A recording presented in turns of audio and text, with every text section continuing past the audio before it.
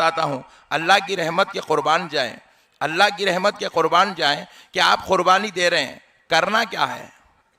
कुर्बानी आप दे रहे हैं, माशाल्लाह आप 10,000 रुपए का बकरा लेके आए, 40,000 रुपए के आप 4 बकरे लेके आए, आप कुर्बानी दे रहे हैं। लेकिन प्यारे बुजुर्ग और दोस्तों, करना क्या है। बोले भाई कुर्बानी है, अल्लाह के नाम पे बकरे को ज़ुबाह किया जाए, फिर उसके बाद उसका चमड़ा निकाला जाए, उसके टुकड़े किए जाए। बोले क्या पूरे का पूरा गोश्त लोगों को बांट देना। तो फरमाया गया नहीं बाबा, अपने जानवर के 3 हिस्से करो। कितने? 3 हिस्से करो। 3 हिस्सों में एक हिस्सा अपने लिए, अपने घर वालों के लिए रख लो, अपनी बीवी, अपने बच्चे, अपने माँ बाप, अपने भाई बहन के लिए एक हिस्सा रख लो।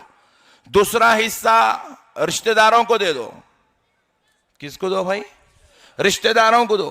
और तीसरा जो हिस्सा है वो गरीबों को दो, यतीमों को दो, मिस्किनों को दो।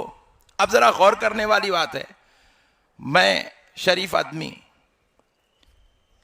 25 घरों को हिस्से भिजाया रिश्तेदारों के, शाम तक फिर 30 घरों के हिस्से मेरे पास वापिस आ गए। आप गौर कर रहे हैं, गोश्त गया, उल्टा बढ़ के आ गया जी। मेरे प्यारे बुजुर्गों और दोस्तों, गौर करने वाली बात है, आपका हिस्सा तो आपका ने है ही है, दूसरा आप रिश्तेदारों को दे रहे हैं, तो आप भी किसी ना किसी के रिश्तेदार है, फिर वो रिश्तेदार आपको दे रहे हैं।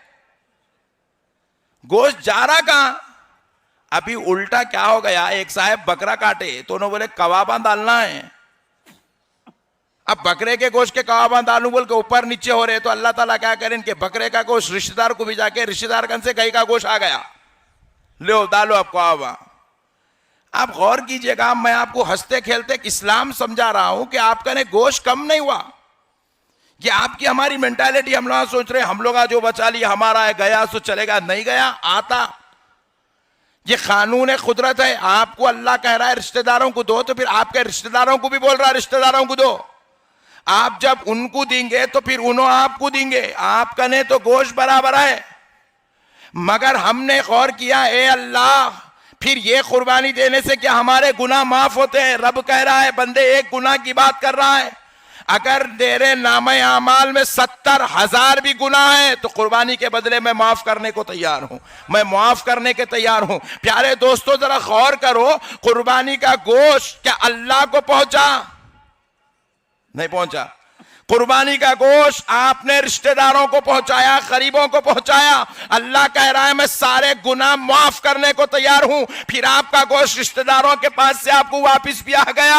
अल्लाह कह रहा है बंदे मैं तेरे गुनाह माफ करने को तैयार हूं। हमने कहा हे अल्लाह, ना तो हमने तुझे गोश्त दिया है, ना तो हमने तुझे खून दिया है, ना तो हमने तुझे चमड़ा दिया है। वे अल्लाह ये तो सब सारी चीजें हम ही खा रहे हैं, पाए भी हम खा रहे हैं, जुबान भी हम खा रहे हैं, गोश्त भी हम खा रहे हैं, गुर्दे कलेजी भी हम खा रहे हैं, फिर गुनाह हमारे कैसे माफ हो रहे हैं? रब ने कहा बंदे सुन, इसलिए तेरे गुनाह माफ हो रहे हैं क्योंकि तू उस गोश्त में सिर्फ अपना हक नहीं रख रहा है, अपने भाइयों का हक भी अदा कर रहा है, अपनी बहनों का हक भी अदा कर रहा है, अपने मामू खालू चीचा फूफा का हक अदा कर रहा है, गरीबों का हक अदा कर रहा है। बंदे मैं नहीं खाता, मगर जब तेरा गोश्त, तेरी कुर्बानी का गोश्त किसी गरीब को खाता हुआ देख लेता हूं तो तेरे गुनाहों को माफ कर दिया करता हूं, तेरे रिश्तेदारों को खाता हुआ देखता हूं तो तेरी खताओं को माफ कर देता हूं। अरे मेरे रब होने की कसम, तू अपने अजीजों को खिला के तो देख, इस गोश्त के खिलाने की बरकत से तेरी मौत को भी टाल दूं तो कोई ताज्जुब की बात नहीं है। ऐसा शख्स भी कुर्बानी दे जिसके पास बहुत ही ज्यादा तकालीफ, मसाइब, रंजो आलाम, सदमे पड़े हुए हैं। कहा हजरत ऐसे आदमी तो कुर्बानी वाजिब नहीं, अल्लाह ने वाजिब नहीं किया, लेकिन फिर ऐसा आदमी कुर्बानी क्यों दे? तो फरमाते हैं कि कुर्बानी अल्लाह तबारक व ताला का वो पसंदीदा अमल है। जिस जगह कुर्बानी के जानवर का खून गिर जाता है वहां से बलाएं उठा ली जाती है, वहां से मुसीबतों को दूर कर दिया जाता है। वहां पर अल्लाह रब्बुल इज्जत की रिजा के लिए जब जानवर को ज़ुबा किया जाता है तो अल्लाह तबारक व ताला वहां की होने वाली बलाओं को उठा लेता है, परेशानियों को दूर कर देता है, मसाइब व आलाम को अल्लाह तबारक व ताला नीस तो नाबूद कर देता है। और कुर्बानी जिसके नाम से दी जाती है अल्लाह उसे बलाओं से महफूज कर देता है, बीमारियां उसकी दूर की जाती है, अल्लाह रब्बुल इज़्ज़त का फजल अजीम उस पर नाजिल होता है। कहा है अल्लाह उस पर वाजिब तो नहीं है, कहा बेशक कहा है बुजुर्गों उस पर तो वाजिब नहीं है, तो बुजुर्गों ने जवाब दिया हाँ उस पर कुर्बानी वाजिब नहीं है, लेकिन कुर्बानी सिर्फ अपने माल को साफ करने का ही जरिया नहीं है, अपने माल को पाक करने का जरिया ही नहीं है, कुर्बानी सिर्फ अपने गुनाहों को मिटाने का जरिया नहीं है, बल्कि कुर्बानी मुसीबतों के मिटाने का भी जरिया है। कुर्बानी अल्लाह को राजी करने का सबसे बेहतरीन जरिया है, बलाओं आफात रंजो अलम को दूर करने का भी सबसे बेहतरीन जरिया कुर्बानी है। तो इसलिए प्यारे बुजुर्गों और दोस्तों, फरमाया जाता है कि कुर्बानी देना चाहिए, इसे देने से अल्लाह तबारक व तआला की रिजा मिलती है। बल्कि एक हदीस शरीफ में आता है, नबी करीम सल्लल्लाहु अलैहि वसल्लम इरशाद फरमाते हैं, जब कोई शख्स कुर्बानी देता है तो कुर्बानी के जानवर पर जितने बाल होते हैं, जितने बाल होते हैं, उन बालों के बराबर का सवाब जिसके नाम से कुर्बानी होती है उसको दिया जाता है।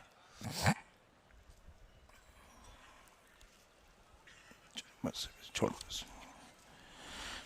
बालों के बराबर का सवाब उसके नामे आमाल में लिखा जाता है। तो प्यारे बुजुर्गों और दोस्तों, आप गौर करें, अल्लाह रब्बुल इज्जत कितना बड़ा रहमान है।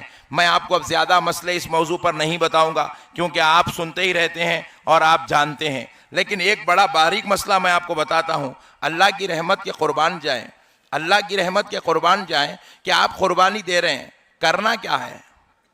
कुर्बानी आप दे रहे हैं, माशाल्लाह आप 10,000 रुपए का बकरा लेके आए, 40,000 रुपए के आप 4 बकरे लेके आए, आप कुर्बानी दे रहे हैं। लेकिन प्यारे बुजुर्ग और दोस्तों, करना क्या है?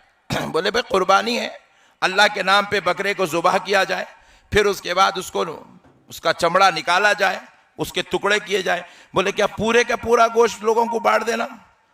तो फरमाया गया नहीं बाबा, अपने जानवर के 3 हिस्से करो। कितने? 3 हिस्से करो। 3 हिस्सों में एक हिस्सा अपने लिए, अपने घर वालों के लिए रख लो, अपनी बीवी, अपने बच्चे, अपने माँ बाप, अपने भाई बहन के लिए एक हिस्सा रख लो, दूसरा हिस्सा रिश्तेदारों को दे दो। किसको दो भाई? रिश्तेदारों को दो। और तीसरा जो हिस्सा है वो गरीबों को दो, यतीमों को दो, मिस्किनों को दो। अब जरा गौर करने वाली बात है, मैं शरीफ आदमी 25 घरों को हिस्से भिजाया रिश्तेदारों के, शाम तक फिर 30 घरों के हिस्से मेरे पास वापिस आ गए। आप गौर कर रहे हैं, गोश्त गया, उल्टा बढ़ के आ गया जी। मेरे प्यारे बुजुर्गों और दोस्तों, गौर करने वाली बात है, आपका हिस्सा तो आपका ने है ही है, दूसरा आप रिश्तेदारों को दे रहे हैं, तो आप भी किसी ना किसी के रिश्तेदार है, फिर वो रिश्तेदार आपको दे रहे हैं। गोश्त जा रहा कहां? अभी उल्टा क्या हो गया, एक साहब बकरा काटे तो उन्होंने बोले कबाबा डालना है। अब बकरे के गोश्त के कबाबा डालू बोल के ऊपर नीचे हो रहे, तो अल्लाह ताला क्या करें, इनके बकरे का गोश्त रिश्तेदार को भी जाके रिश्तेदार कन से गाय का गोश्त आ गया, लो डालो अब कबाबा।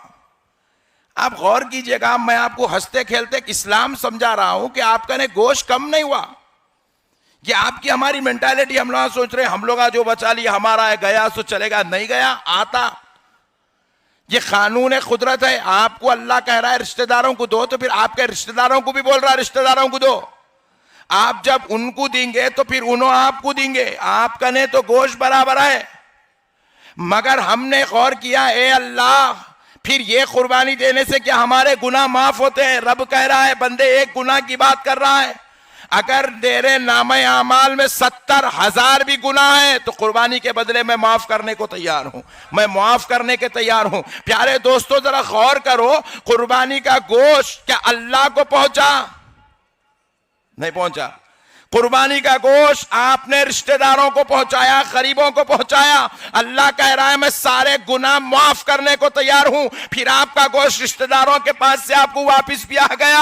अल्लाह कह रहा है बंदे मैं तेरे गुनाह माफ करने को तैयार हूं। हमने कहा हे अल्लाह, ना तो हमने तुझे गोश्त दिया है, ना तो हमने तुझे खून दिया है, ना तो हमने तुझे चमड़ा दिया है। वे अल्लाह, ये तो सब सारी चीजें हम ही खा रहे हैं, पाए भी हम खा रहे हैं, जुबान भी हम खा रहे हैं, गोश्त भी हम खा रहे हैं, गुर्दे कलेजी भी हम खा रहे हैं, फिर गुनाह हमारे कैसे माफ हो रहे हैं? रब ने कहा बंदे सुन, इसलिए तेरे गुनाह माफ हो रहे हैं क्योंकि तू उस गोश्त में सिर्फ अपना हक नहीं रख रहा है, अपने भाइयों का हक भी अदा कर रहा है, अपनी बहनों का हक भी अदा कर रहा है, अपने मामू खालू चीचा फूफा का हक अदा कर रहा है, गरीबों का हक अदा कर रहा है। बंदे मैं नहीं खाता, मगर जब तेरा गोश्त, तेरी कुर्बानी का गोश्त किसी गरीब को खाता हुआ देख लेता हूं तो तेरे गुनाहों को माफ कर दिया करता हूं। तेरे रिश्तेदारों को खाता हुआ देखता हूं तो तेरी खताओं को माफ कर देता हूं। अरे मेरे रब होने की कसम, तू अपने अजीजों को खिला के तो देख, इस गोश्त के खिलाने की बरकत से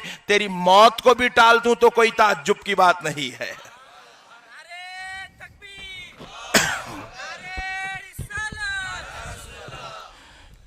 ये कुर्बानी नहीं है दोस्तों, ये कुर्बानी हुकूक अदा करने का तरीका सिखा रही है। इसके अंदर रिश्तेदारी की अजमत बतलाया जा रहा है, इसके अंदर गरीबों के हुकूक की अदायगी सिखाई जा रही है।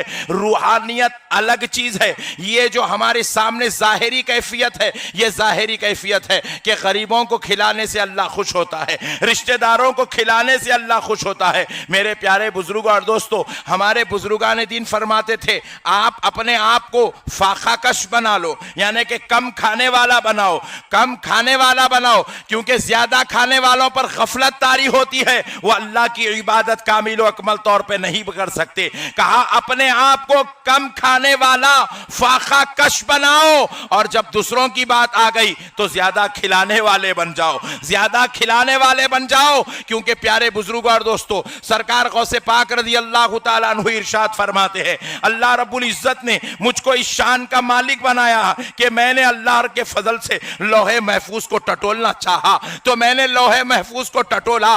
मैंने इस नीयत से लोहे महफूज देखा कि आखिर देख लूं वो कौन सा अमल है जिसको रब ने लिखा है, ताकि कौन सा अमल है जिसके करने से अल्लाह बहुत ज्यादा खुश होता है, अल्लाह बहुत ज्यादा खुश होता है, अल्लाह बहुत ज्यादा खुश होता है। वो अमल क्या है जो अल्लाह को सबसे ज्यादा पसंद है? मैंने जब उस अमल को लोहे महफूज में टटोलना शुरू किया तो मैंने देखा वो कौन सा अमल है। सरकार गौसे पाक फरमाते हैं सारे अमाल टटोलने पर मुझे एक अमल मिला जिससे अल्लाह बहुत खुश होता है। जब मैंने देखा वो अमल कौन सा है तो फरमाते हैं वो अमल है अल्लाह के भूखे बंदों को खाना खिलाना।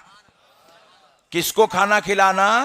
भूखों को खाना खिलाना, भूखों को खाना खिलाना। प्यारे बुजुर्गों और दोस्तों, जरा गौर करने वाली बात है, ये खाना खिलाने वाला अमल अल्लाह को इतना ज्यादा पसंद है। इसलिए प्यारे बुजुर्गों और दोस्तों, आज कुर्बानी है और आज कुर्बानी का दिन है, आज ईद उल अज़हा है, आज अल्लाह को राजी करने का दिन है। तो अगर हमारे आपसी मामलात में कहीं अगर इख्तिलाफ रिश्तेदारों से हो भी गया है, कहीं अगर किसी वजह से कोई फितना किसी ने खड़े भी कर दिया है, शैतान हमारे और हमारे भाई के बीच में आ गया है, शैतान हमारे रिश्तेदारों के बीच में आकर हमको फितनों में, तकलीफों में, अजाब में मुब्तला किया है। तो ऐ नौजवानों, ऐ बुजुर्गों, ऐ मुसलमान भाइयों, आज ईद का दिन है। आज अल्लाह ने इस ईद के दिन को मुलाकात का दिन बनाया है, मोहब्बत का दिन बनाया है, मिलनसारी का दिन बनाया है, प्यार का दिन बनाया है, और कह रहा है कि अगर आज के दिन अगर मामलात दुरुस्त कर लिए जाएं तो फिर इससे बड़ी नेमत और कुछ नहीं है, इससे बड़ा फजल की बात और कुछ नहीं है।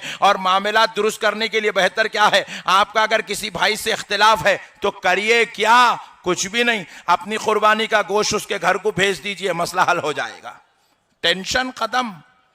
इसीलिए रसूल पाक सल्लल्लाहु अलैहि वसल्लम इरशाद फरमाते हैं, तोहफे दिया और लिया करो, इससे मोहब्बत बढ़ती है। नहीं, घड़ी दिए लेके जाके लोग जो है तोहरे दे रहे हैं, इससे अगर मोहब्बत बढ़ती तो गोश्त देने से मोहब्बत और ज्यादा बढ़ती। प्यारे बुजुर्गों और दोस्तों, आज का दिन इख्तिलाफात को ख़त्म करने, आपस में मोहब्बत और मिलाप और एक दूसरे के हुकूक को अदा करने का दिन है, एक दूसरे के आदाब और मोहब्बत सीखने का दिन है, एक दूसरे को परवान चढ़ाने का दिन है। इसलिए मेरे प्यारे भाइयों, आज के दिन मुसलमानों में इख्तिलाफ नहीं होनी चाहिए। अल्लाह रब्बुल इज़्ज़त को हुकूक अदा करना अल्लाह को बहुत पसंद है। एक हदीस शरीफ में आता है, रसूल अल्लाह सल्लल्लाहु